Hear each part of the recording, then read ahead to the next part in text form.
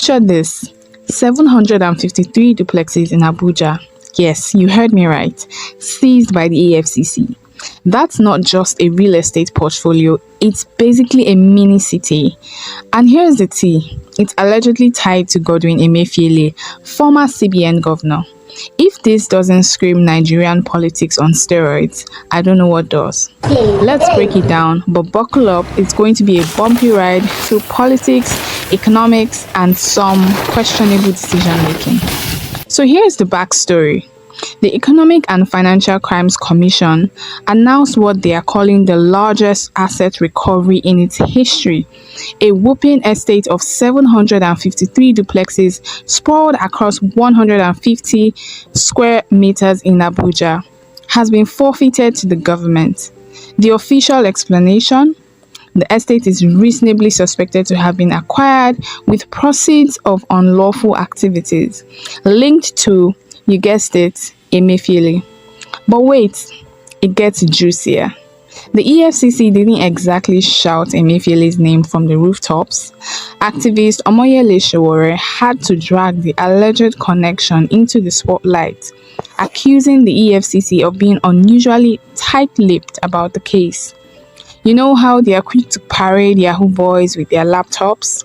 Yeah, not so much with this big fish. Double standards much? Let's talk about money, power, and connections. According to court documents, 3 companies, Ice Frozen Food and Ventures, Kelvito Integrated Services, and Ife Adigo Integrated Services, were allegedly used to funnel 2.2 billion naira into this estate. Investigators argue that the funds were disguised to look legit, but were actually dirty money. And guess what? This isn't Emefiele's only brush with controversy. He is already facing charges related to the Naira redesign fiasco.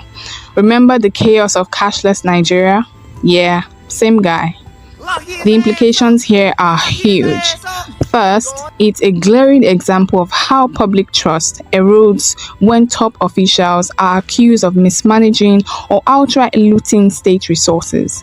Nigeria's housing deficit is estimated at 28 million units.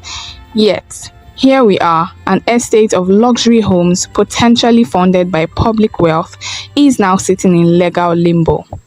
From an economic perspective, if this estate were sold transparently, it could inject billions back into the system.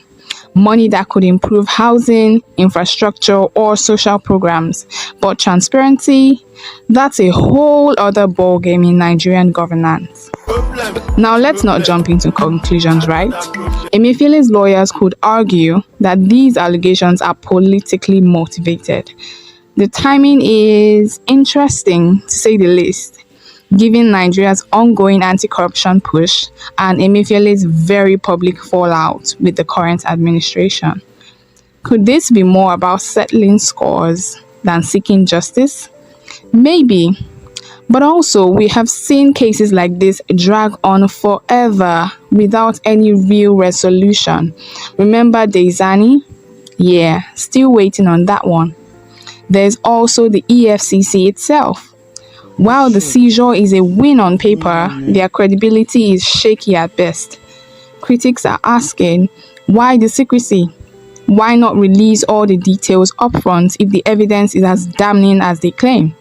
Skepticism is warranted, especially in a system where anti-corruption campaigns often feel like selective witch hunts.